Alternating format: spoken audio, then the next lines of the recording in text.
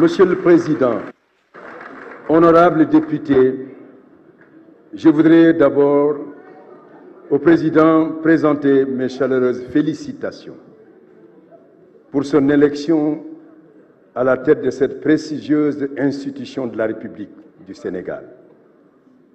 Vous êtes un homme d'État. Vous avez les qualités qu'il faut pour diriger cette Assemblée. Et vous le faites aussi avec maîtrise, retenue, sang-froid et courtoisie. Et je voudrais dire aussi à tous ceux qui sont ici que vous êtes ici par la volonté du peuple sénégalais. Vous avez été élus par ce peuple sénégalais. Et c'est pourquoi aussi je me fais le devoir de vous féliciter. Parce que c'est cela la démocratie. La démocratie par le peuple. Et parce que tout simplement, la démocratie définit comme le gouvernement du peuple par le peuple et pour le peuple. Donc en tant que représentant de ce peuple, toutes catégories confondues et toute famille politique, je vous adresse mes félicitations. La parole est d'argent, le silence est d'or. Oui, nous avons la grande muette parce qu'elle se tait. Parce que la valeur, c'est l'or. L'or, c'est le silence. C'est une valeur rare parce qu'on la cherche. Et c'est pour ça qu'elle coûte cher. Mais il y a des moments où on a besoin d'emprunter les mots au langage pour pouvoir parler et pouvoir dire un certain nombre de vérités. Ici, je vous rappelle, quand vous parlez de vérité, rappelez-vous ce que Socrate disait en témoignant. Il faudrait faire passer la parole par 3 filtres. Le filtre de la vérité, le filtre de la bonté, le filtre de l'utilité. Ndax lu may wax dëgg la, ndax lu may wax lu baax la, ndax lu may wax lu am njëriñ la. Si ces 3 conditions ne sont pas réunies, souvent on est à côté de la plaque. On voudrait parler de notre armée. J'ai entendu des hommages. Et j'ai entendu des critiques. J'ai entendu des observations. J'ai entendu des conseils. J'ai entendu des recommandations. Et j'ai entendu des questions, par moments pertinentes ou des questions qui sont hors sujet. Je respecte tous ceux qui ont eu à prononcer ces mots. Mais pour pouvoir répondre au temps, le temps, nous ne sommes pas loin de minuit. Mais moi, j'étais là à 16h moins quart. J'aurais pu dire énormément de choses par rapport à tout ce qui a été dit. Alors, je vais faire une synthèse, ou tout simplement la synthèse de la synthèse. Je voudrais pouvoir vous dire que notre armée est une armée qui a valorisé le concept armée-nation. Je vous l'ai dit, quand je dis armée-nation, ce n'est pas armée et nation, c'est armée-nation avec trait d'union. Un trait d'union qui unit tous les enfants du Sénégal. Mais du Bassari, de Fongolombi, à celui qui est à Agnam, le tout couleur. Mais aussi tout simplement du Bambara de Tambacounda au Serer de Joal Fadjout. Mais tout simplement aussi au Diola qui est au niveau de Bignona à celui qui est ici, à Dakar, qui est le Lébou. Cela voudrait dire que notre armée est une armée nationale. Elle n'est pas une armée ethnique, elle n'est pas une armée tribale, elle n'est pas une armée régionaliste. Elle est une armée qui fond et confond toutes les ethnies et les religions du Sénégal. Cela est important à retenir. C'est une armée républicaine. Elle est républicaine parce qu'elle respecte tout simplement la subordination de l'armée par rapport aux politiques. Elle a un chef suprême. Le chef suprême, le président de la République, Macky Sall, un homme d'État qui est à la tête aussi des armées du Sénégal. C'est cela aussi notre armée. Parce que les républicaines, je vous l'ai dit, après 40 ans de régime socialiste, nous avons vu le 2 avril 2000, cette armée défiler devant le président Abdoulaye Wade. Elle l'a fait, cette même armée, le 2 avril, cette fois-ci, Lorsque nous sommes arrivés au 4 avril, le président Macky Sall, cette même armée a défilé. Elle est républicaine parce qu'elle n'a pas besoin de rentrer dans la confrontation politique, elle n'a pas besoin de rentrer dans les coups d'État comme on le voit partout. Elle est concentrée sur les valeurs de la République. Mais cette armée également aussi est une armée qui est aussi acteur de paix et acteur de diplomatie et de développement, le tout confondu. Parce que tout au début de l'indépendance, déjà en 1960, elle était au Katanga pour aller apporter le secours nécessaire lorsqu'il y avait une volonté de sécession. Le pays qui va devenir le pays de Mobutu Sese Seko Ngendu Zabanga. L'armée sénégalaise y était, comme elle est dans tous les théâtres de conflit à travers le monde, avec les valeurs de liberté, avec les valeurs de démocratie, de justice et de concorde de tous les peuples du monde, pour qu'il y ait la sécurité et tout simplement la paix partout à travers le monde, en conformité avec les valeurs philosophiques, morales et en même temps juridiques de la Charte des Nations Unies.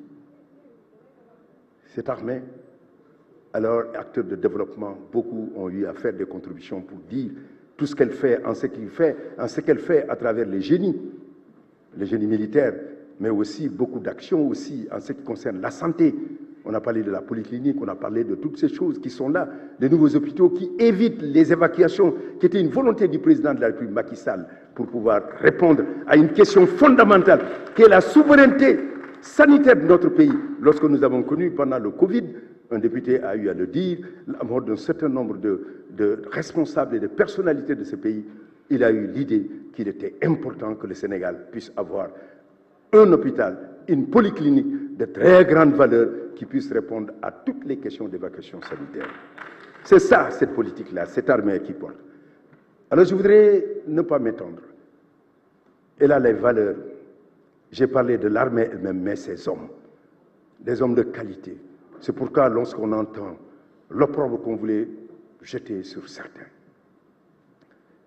l'ardeur de la critique, la virulence,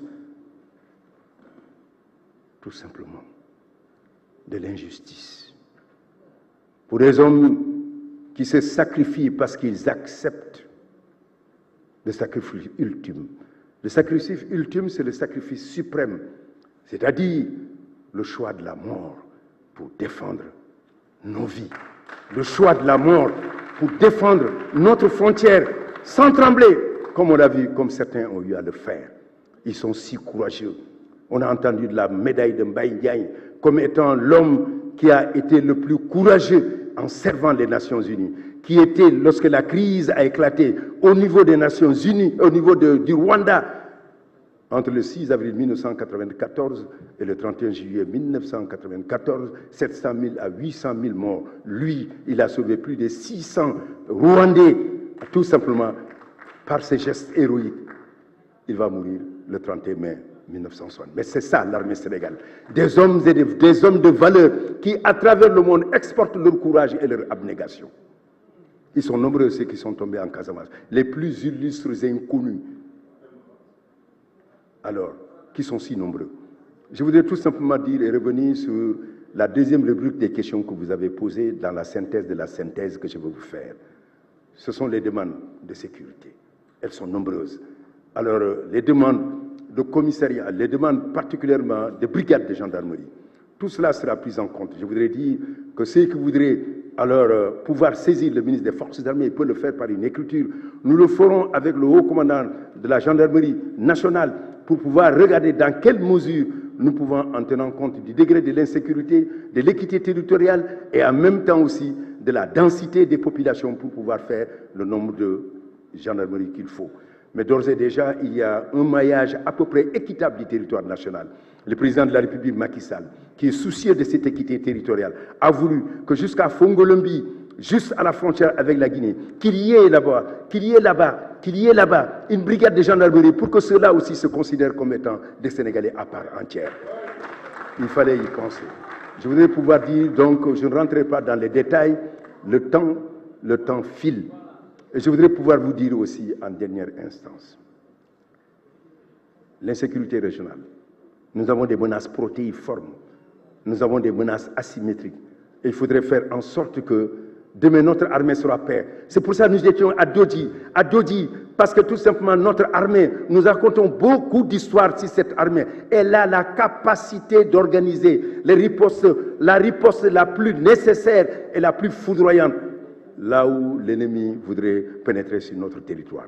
Parce que le président Macky Sall, dans le plan 2025, les 4 piliers fondamentaux, il a voulu qu'au terme des investitures, des investissements, en ce qui concerne les infrastructures, que nous ayons les meilleures infrastructures, en ce qui concerne l'équipement, que nous ayons des équipements de dernière génération, en ce qui concerne la formation, que nous ayons la formation la meilleure, parce que vous pouvez avoir tous les armements possibles, si vous n'avez pas la meilleure formation, ce n'est pas possible. L'IDS est là, où nous avons une école d'état-major, nous avons une école de guerre et nous avons aussi un centre de documentation. Mais mieux, il faudrait voir, quand vous regardez ce budget-là, en disant qu'il y a un accroissement, c'est l'accroissement de la condition, de l'amélioration de la condition militaire pour que les militaires aient le moral et qu'ils puissent sentir que l'autorité, le chef suprême est à leur côté pour changer l'ordre des choses et qu'ils soient en capacité continuellement de défendre l'ordre national.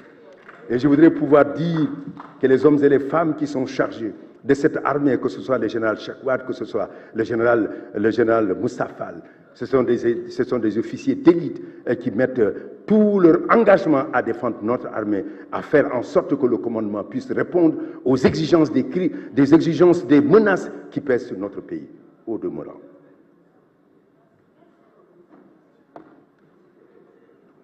Le Sénégal est une terre de tolérance. Le Sénégal est un pays de dialogue. Le Sénégal est une nation en paix. Et le chef suprême des armées aussi est un homme de paix et de dialogue. Le 4 août seulement, nous avons signé une paix avec une faction de la Casamance. Cela voudrait dire que continuellement, il est à la recherche de la paix dans son pays, comme il l'a fait en Gambie, comme il l'a fait aussi au Burkina Faso. Mais c'est aussi un stratège, parce qu'il partage les principes qui sont défendus par Sun Tzu dans l'art de la guerre, dans ces 13 chapitres, où il montre qu'il est important de travailler à son invincibilité pour ne pas montrer sa vulnérabilité à l'ennemi. Ceux qui veulent que nous disions tout, que nous avons combien de munitions, combien de kalachnikov, combien de chars de combat, pour que l'ennemi le sache, alors que l'ennemi travaille sur tous les plans pour pouvoir savoir ce que nous avons, n'ont rien compris. Végès déjà disait, lui, au 5e siècle, civis parabellum.